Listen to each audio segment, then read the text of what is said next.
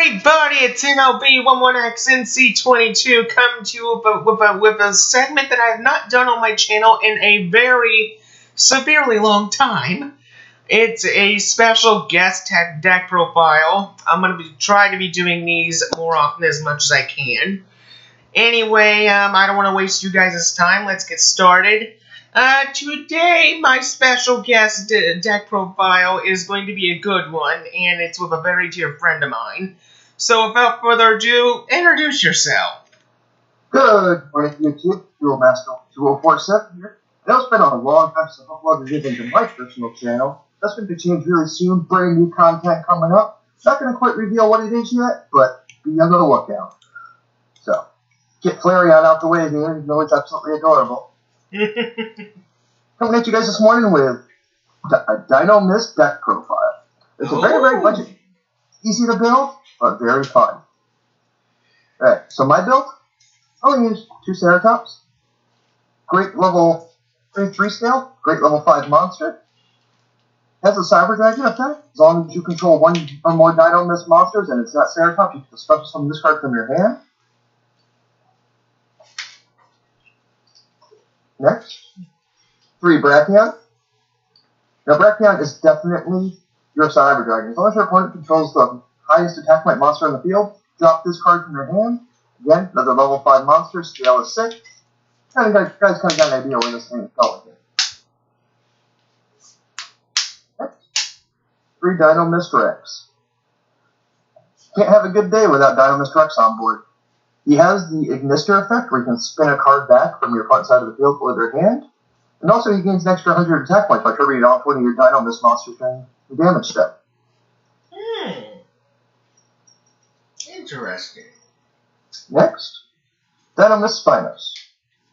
This card is very similar to Rex. Big beater, 2,500 attack points. He also has the Tribute effect, but his effect is can attack you directly, and he can make a second attack during the battle phase. So basically, he can attack directly 2 times. Correct. Next, my little road of the deck, P-Tran. I run 3 P-Tran. Really fun card to play. As soon as he destroys a monster by battle, search out any Dino Mist card from your deck. Very good card, and we'll go into that later on why. Next is my favorite card of the archetype, Dino Mist Plesios. Now this card actually has a stacking ability, where each Dino Mist card you control, your opponent's monsters lose 100 attack and defense,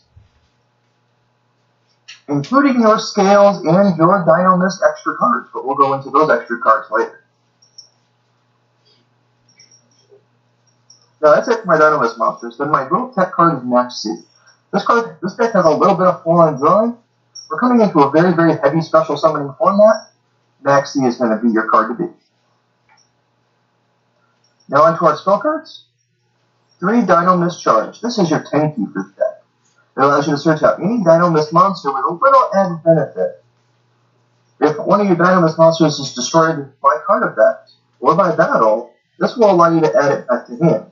Now if you have all 3 of these on board, and let's say your opponent rejects you or dark holes you can actually get 3 of your Dino Mist monsters back in 1 shot. Next, for more fun, Instant Fusion. Everybody knows what it does. I'll go into why I run this in a few minutes. Obviously, you're Regeki. Who doesn't play Regeki? Upstart for a little bit of deck tuning power. And everybody's probably wondering, well, how'd you do it with Pesky Back Row? 2 Twin Twisters. Occasionally you get some cards in your hand that you don't need, especially in different matchups. Twin Twisters will get those out of your hand and allow you to clear up the Pesky Back Row. Now this is my out to Domain Monarch. Since this is a pendulum deck, they lock you out your extra deck, you'll just tribute up one of their monsters the same way they do yours, with 2 Monarch Stormforth. It will allow you access back to your extra deck. You can now control a tribute summoned monster, and you get to have fun from there. 1 limiter removal, give my monsters a nice big power boost, and potentially OTK them. Onto the traps. 3 Dino Mist Rush. This trap card allows you to actually Getting out your deck, but also special summon a Dynamis monster, which you create an XZ monster, or just even potentially set up your OTK as well. I run 3 Mirror Force cards, 2 Storming, 1 Quaking. I thought about running another Quaking, but I just kind of like this little format the way it is now. It gives me access to a couple other cards, which you wouldn't really expect in a deck like this. So that's why I keep it this way. 1 Vanities, obviously, everybody knows what Vanities does. 1 Warning. My favorite card in this deck, Horn of Heaven. Horn of Heaven, in combination with Dynamis Charge, is actually a great combination. Because let's say you have a Petrie or Plesios on the field. Horn of Heaven, you get that card right back to your hand due to Dynamis Charge.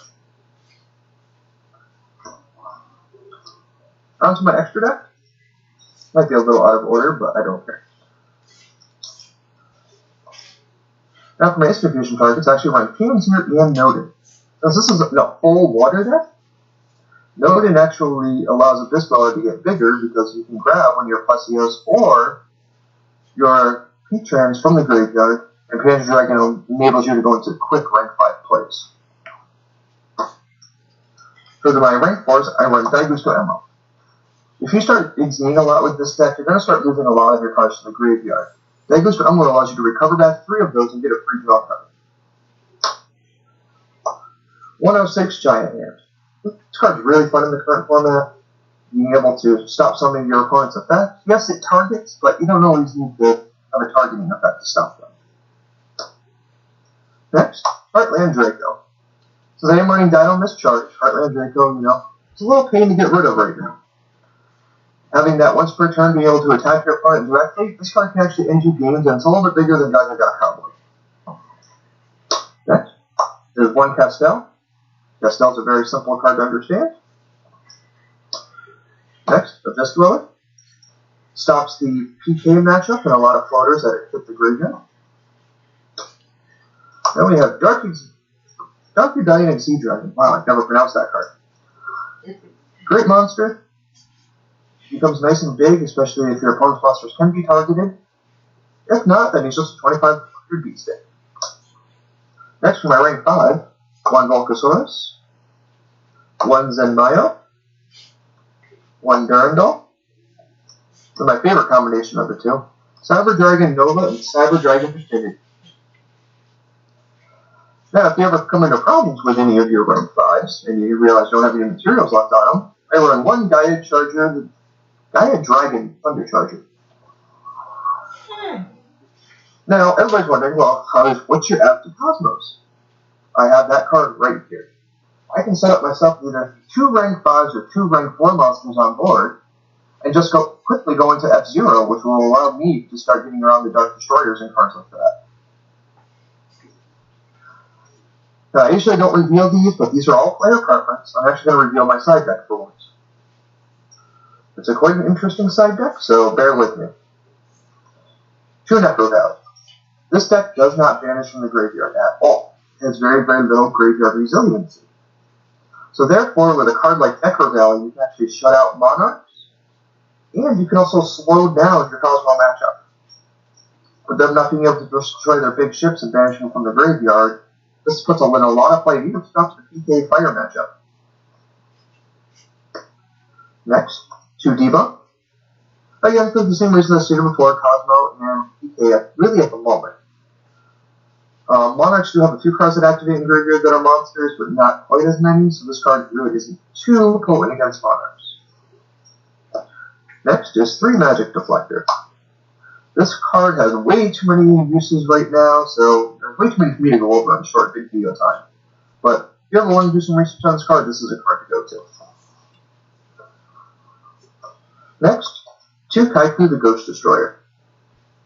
This card is a walking Necro Valley for the most part. Stopping your opponent from being able to banish from their graveyard and having an 1800 body, and when it attacks, you can actually, if it deals battle damage, banish 2 cards from your opponent's graveyard, so you can really disrupt your play if you know what you're doing. Next, 2 Mask of Restrict, obviously for your Monarch matchup, or any Ritual matchup. 2 Fairy Wind. You never know when continuous cards are going to be a problem. For example, Anti-Spell Fragrance is a huge hit to the Pendulum deck, and Monarchs usually build up a lot of back row that's continuous, especially in extra deck Monarchs. This will allow you to blow it all up and burn your opponent for some damage. And finally, my favorite 2 cards ever. I have pretty much ran these almost every format has allowed me to. 2 Chain Disappearance. This card is extremely detrimental to a lot of matchups.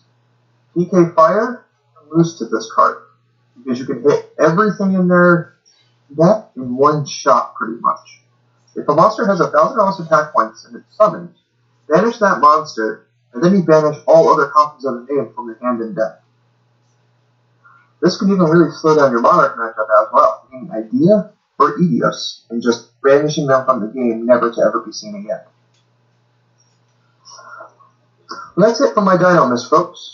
Master 2047, out. And this is MLB 11X NC22 saying, see you later.